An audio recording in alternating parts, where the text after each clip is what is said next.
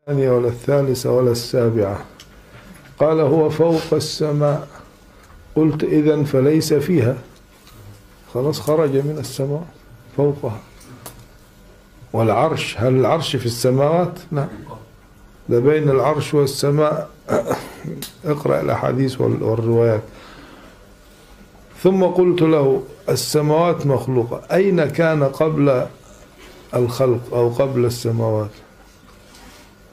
فماذا يقول؟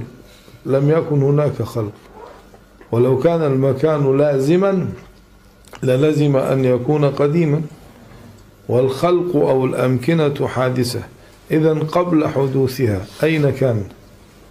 فلم يستطع أن يجب. Menguasai seperti takwil ayat ini selesai. Makanya saya ketika disoal teman-teman tentang hadis nuzul, Allah turun ke langit dunia, Ustadz Adi mengingkari hadis nuzul. Antum yang kurang gaul. Antum kurang piknik. Kapan saya mengingkari hadis itu? Kalau saya mengingkari, saya akan sampaikan hadisnya. Saya meyakini hadis itu. Bahkan hadis itu disampaikan oleh riwayat Tobaqoh pertama oleh 30 orang sahabat paling thiqah. Cuman pemahaman saya tidak seperti pemahaman antum dalam memahami hadis itu. Itu masalahnya.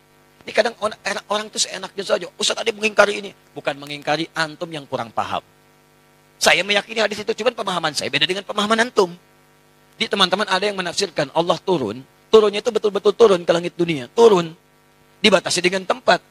Penafsiran itu menurut saya tidak tepat. Kalau antum ingin artikan sesuai hadis, jangan dibahas bagaimana caranya. Sudah biarkan dengan hadisnya. Tapi ketika antum katakan turun ke langit itu, benar-benar turun, berarti Allah menempat. Itu mujassam.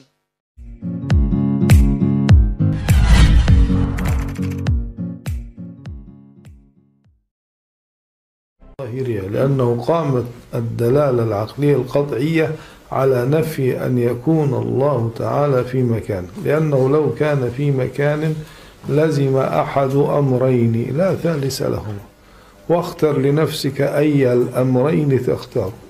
يعني إما أن يكون المكان قديما مع الله فيكون قد شاركه في القدم وهذا كفر، وإما أن يكون الله حادثا بحدوث المكان. وذلك مرة حدث معي واحد بيسألني وإحنا في فريضة الحج، بيقول لي أين الله؟ فقلت له يعني لا أستطيع. فقال أنه تعالى، هو الذي أجاب، أنه تعالى في السماء كما تقول. فسكت قليلا وقلبت الأمر عليه، فقلت له هل السماء المقصود بها أي سماء؟ الأولى ولا الثانية ولا الثالثة ولا السابعة؟ قال هو فوق السماء. قلت إذن فليس فيها، خلاص خرج من السماء فوقها. والعرش، هل العرش في السماوات؟ نعم، ده بين العرش والسماء. اقرأ الأحاديث والروايات. ثم قلت له السماوات مخلوقة، أين كان قبل الخلق أو قبل السماوات؟ فماذا يقول؟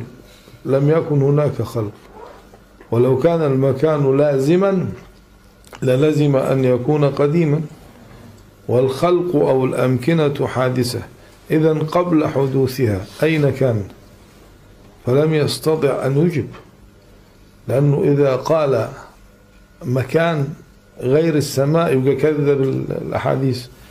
والسماوات مخلوقة والسماوات مطويات والله تعالى يقول خلق السماوات والأرض، يعني السماوات لم يكن لها وجود وخلقها الله. فقبل خلقها هل يمكن أن يكون فيها قبل أن تخلق؟ إذا لم يكن فيها قبل خلقها فكيف يجوز أن يكون فيها بعد خلقها؟ إن هذا لشيء عجاب، ما سمعنا بهذا في الملة. هذا سفه وجهل وعدم عقل.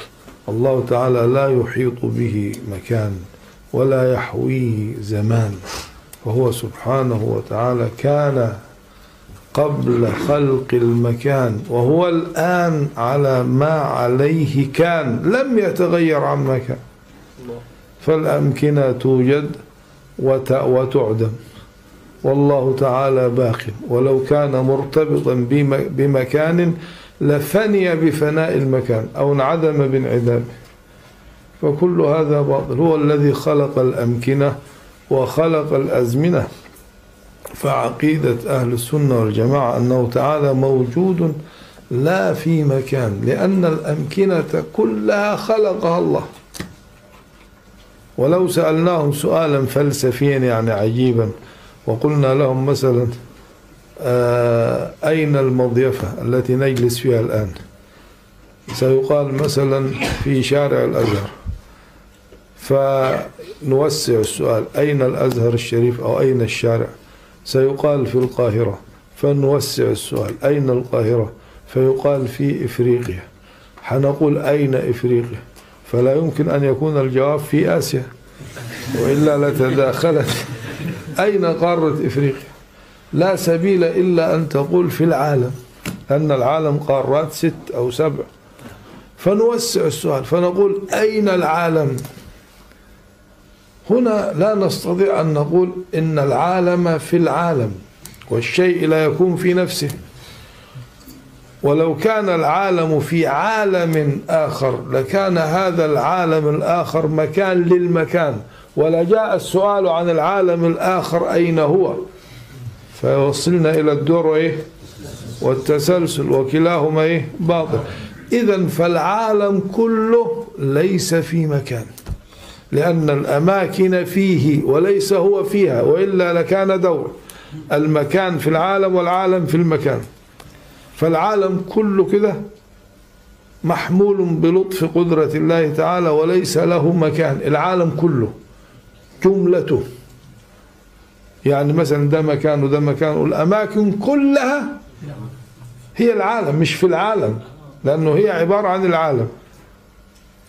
فإذا كان العالم بكليته ليس في مكان، فكيف يكون خالقه في مكان؟ أو يعني عقله، ولكن أكثرهم لا يعقلون. أما هنا يقول لك يريد الكل، ولكنه يعبر بالأغلب حتى يكون هناك قيد احترازي، لعل يوجد من يعقل أو يخرج من أصلابهم من يكون من الذين يعقلون. والله أعلم. Yang kedua itu menakwilkan.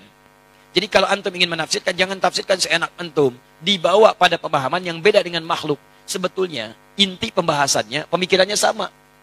Apa di antara kesamaannya? Jangan samakan sifat Allah dengan sifat makhluk. Tanzihu sifatillahi subhanahu wa ta'ala al-khaliq min sifatil makhluk. Menyucikan sifat Allah dari sifat makhluk. Ada yang mengatakan sudah istiwa itu artinya bertempat. Allah punya tempat, tempatnya di arsy. Yang punya tempat itu makhluk. Allah tidak dibatasi dengan tempat. Kalau Allah punya batas tempat, artinya Allah sama sifatnya dengan makhluk. Ya, artinya mujassam. Mujassam itu menempat. Kalau sudah punya tempat, berarti menempat. Menempat sama dengan makhluk. Gak boleh. Kalau Allah kemudian butuh tempat, berarti punya kebutuhan. Sedangkan Allah maha luas, laisa kamitslihi syai'. Allah menempat, berarti butuh tempat. Ketika Allah tidak ada di tempat itu, di mana Allah? Jelas ya? Nah, itu ada masalah dalam akidah. Makanya kalau antum ingin memahami ini, kalau ingin tetap memaksakan tempat, ditakwilkan. Takwilkan.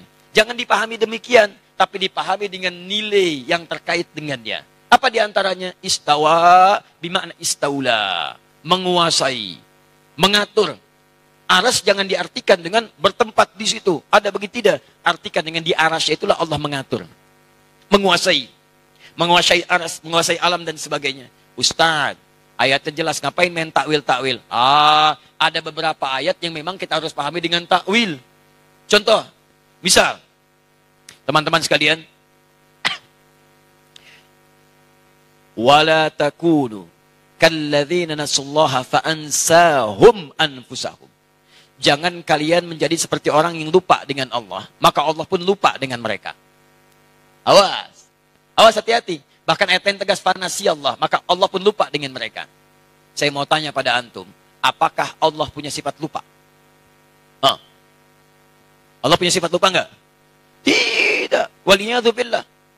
Oh, tapi Ustaz, biarkan kita mengartikan ayat itu, lupa, biarin lupa aja, sesuai dengan sifatnya Allah. Oh, bagaimana lupa sesuai dengan sifatnya Allah? Allah enggak punya sifat lupa. Makanya ketika antum ingin memahami sesuatu mesti hati-hati. Kalau melihat pendapat ulama langsung jangan diserang. Oh ini Asy'ari. Asy'ari itu nggak boleh. Ini bid'ah, ini haram, ini dolalah. Sebentar, pelajari dulu kenapa beliau menyampaikan itu. Apa turunan tafsirnya? Apa pemahamannya? Kalau Anda sepakat, ambil. Tidak sepakat, tinggalkan. Misal, saya ingin seperti lebih selamatlah seperti yang pertama. Biarkan Allah di arsy menempat, tapi saya nggak mau tafsirkan. Sesuai dengan keterangan Quran aja. Ambil. Selesai. Dan jangan banyak dibahas. Gak usah banyak dibahas, termasuk jangan ditanyakan. Kalau antum ingin seperti tadi, boleh. Oh itu maksudnya di arsy, bukan menempat. Bukan tempat ya, karena Allah nggak butuh tempat. Maha kuasa Allah. Itu maksudnya Allah menguasai seperti takwil ayat ini, ayat ini, ayat ini. Selesai. Makanya saya ketika disoal teman-teman tentang hadis nuzul. Allah turun ke langit dunia. Ustaz Adi mengingkari hadis nuzul. Ah, antum yang kurang gaul. Antum kurang piknik. Kapan saya mengingkari hadis itu? Kalau saya mengingkari, saya nggak akan sampaikan hadisnya. Saya meyakini hadis itu. Bahkan hadis itu disampaikan oleh riwayat Tabaqah pertama oleh 30 orang sahabat paling thiqah. Cuman pemahaman saya tidak seperti pemahaman antum dalam memahami hadis itu. Itu masalahnya. Ini kadang orang itu seenaknya saja. Ustaz Adi mengingkari ini. Bukan mengingkari, antum yang kurang paham. Saya meyakini hadis itu, cuman pemahaman saya beda dengan pemahaman antum. Di teman-teman ada yang menafsirkan Allah turun. Turunnya itu betul-betul turun ke langit dunia. Turun. Dibatasi dengan tempat. Penafsiran itu menurut saya tidak tepat. Kalau antum ingin artikan sesuai hadis, jangan dibahas bagaimana caranya. Sudah biarkan dengan hadisnya. Tapi ketika antum katakan turun ke langit itu benar-benar turun, berarti Allah menempat. Itu mujassam. Nah dalam nilai akidah, ada firqah disebut dengan mujassimah. Firqah itu menjadikan Allah berjisam kepada makhluk yang semalam saya bahas itu. Di antara turunannya aliran sesat, kata Syekh Hashim. Siapa aliran sesat ini? Yang meyakini Allah mujassam. Mujassam itu menyatu dengan benda, dengan tempat, bahkan dengan makhluk. Di antara yang paling fatal, Allah menyatu dengan jasad seseorang. Itulah yang manunggaling kaulah Gusti. Ya, menyatu dengan diri saya, merasa lebih dekat. Siapa kamu? Saya Allah. Allah sedang apa? Sedang makan. Itu bahaya. Musyrik itu. Termasuk maaf, Allah ada di tempat, Allah menetap. Paling sederhana saja begini. Maaf ya, Papua dengan Lampung bedanya 2 jam. Duluan Papua. Kalau antum artikan hadis akhir malam dengan Allah turun, misal Allah turun ke dunia. Di situ ada. Ketika Allah turun di Papua, mana orang Lampung? Ketika Allah turun di Lampung, berarti meninggalkan Papua. Sedangkan sifat Allah meliputi seluruh alam, tidak dibatasi dengan tempat. Makanya tanzihul khaliq bin sifatil makhluk. Antum kalau ingin bicara masalah ini mesti hati-hati. Kalau antum menyentuh sesuatu yang sensitif, bisa salah antum. Ketika salah menilai Allah, bisa kufur antum di situ. Bisa bahaya. Awas, kalimat kufur ini mesti hati-hati, nanti dipotong lagi nanti di situ kalimatnya. Nanti nyebar lagi macam-macam lagi. Awas, ada orang yang hobi motong-motong. Ya, itu dosanya banyak itu. Jelas ya?